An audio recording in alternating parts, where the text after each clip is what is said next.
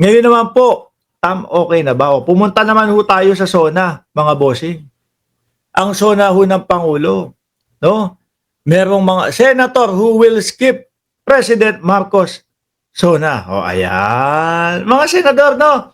Eto, mga bossing, akala mo naman lahat sila may ibig sabihin doon? Akala mo naman lahat sila inaabangan ng mamamayang Pilipino?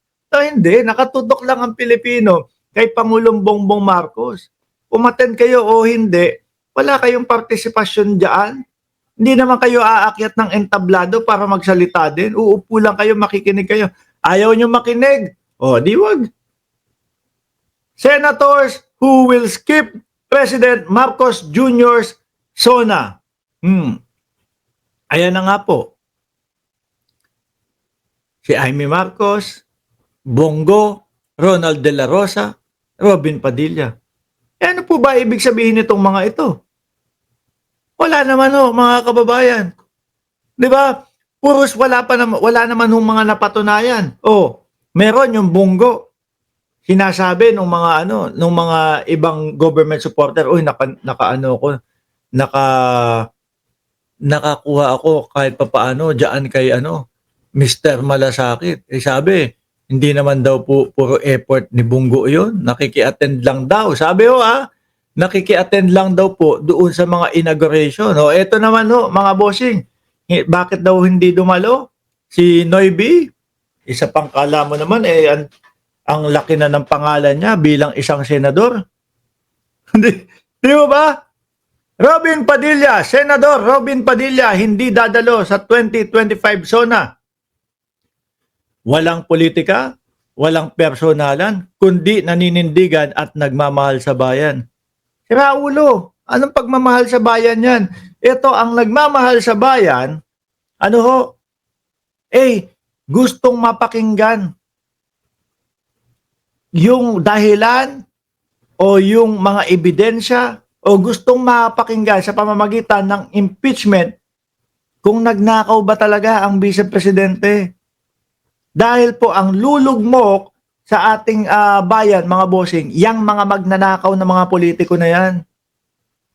Di ba? Kung ikaw mahal mo talaga ang bayan, hindi ka kukontra. Hindi ka magsasalita ng haharangan ko yung impeachment kahit wala ka pang alam. Tagal, biruin nyo ho, mga bossing, si Robin Padilla, nandun pa lang ho, kakapasok lang ho sa Hague ng dating Pangulo, bumabanat na to, haharangan ko ang impeachment. Diba? Hindi pa yata na alam kung ano yung mga ebidensya. Hindi pa naririnig yung mga magsasalita tungkol do sa bribery ho. Diba? Yun ang nagmamahal sa bayan. Di kung acquitted si Vice Presidente, acquit. Hindi yung ganun. Nakikita na, may mga Mary Grace Piatos. Hindi nyo nga masagot. Di ba? Hindi nga ho nila maidepensa. Panay ho sila, dismiss. Ano po ang ibig sabihin? Ano po ang dahilan ba't i-dismiss? Kasi may 1-year ban. Hanggang doon lang ho. Etong kampo nila, yun lang po ang pangdepensa nila kasi may 1-year ban ang impeachment. At nakapagpasa na daw ho ng unang mga impeachment, tapos ito yung February 5. Di ba? Ay, naku po. Naninindigan at nagmamahal sa bayan. Tragis nga doon sa West Philippines nga duwag ka Isa ka ding duwag, isa ka ding lampa. Ano po? Biruin mo yung mga kapwa natin Pilipino, mga sumusuporta sa gobyerno, mga sumusuporta po na atin ang West Philippine Sea. Mga kakamping, ano sinasabi? Tuloy lang ang laban natin. Si Robin Padilla, ano sabi? Paano po tayo lalaban dyan? Kulang po ang ating mga kagamitan. Idol pa niyan si Bonifacio. Si Bonifacio, gulok siya. Itak siya. Ang kalaban, Riple. Kailangan pang lumapit ni Bonifacio doon sa kalaban niya para makalaban ng maayos. Pero sugod, laban. Di ba? Robin Padilla, eh, ano po ang laban natin doon sa mga ganun? Parang sinabi na, bigay na lang natin yan, West Philippine Sea. Paano nyo sasabihin mahal ninyo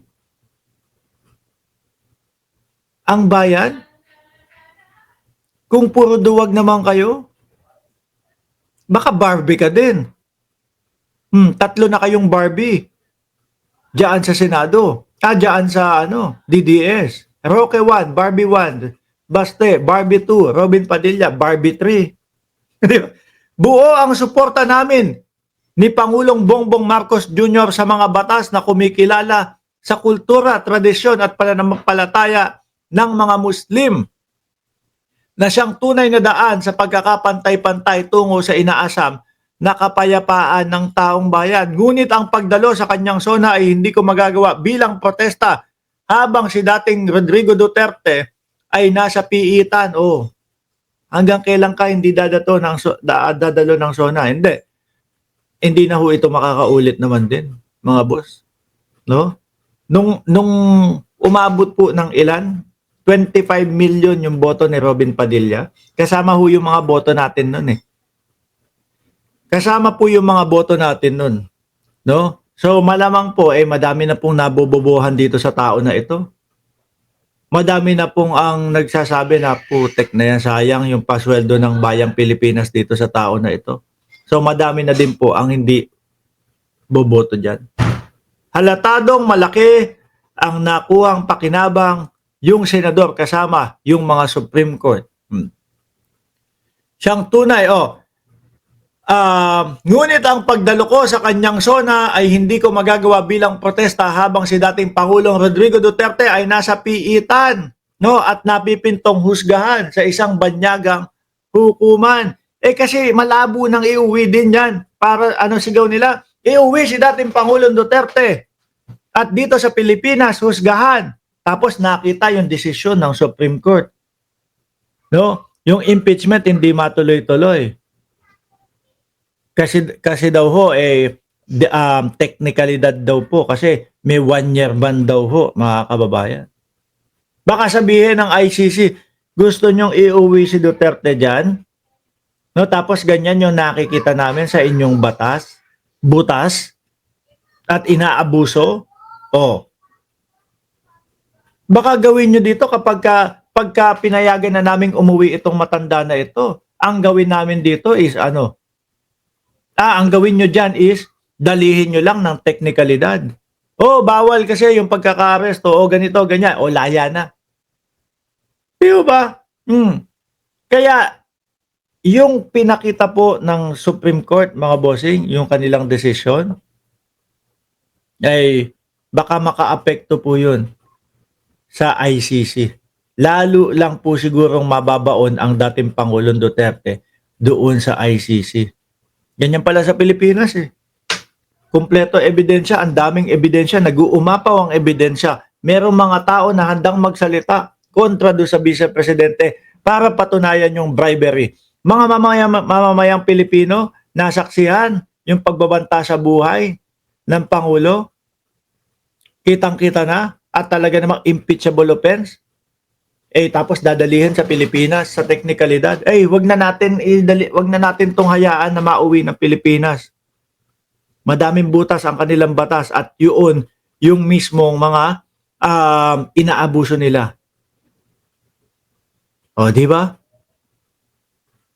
Lalo ho nilang ibinaon ang dating Pangulong Duterte. At naniniwala ho ako, mga kababayan, naniniwala ho ako na hindi po kumbaga nakikinig, nakatuon din po ang tawag dito ICC diyan sa mga nangyayari ngayon sa ating bansa, mga bossing.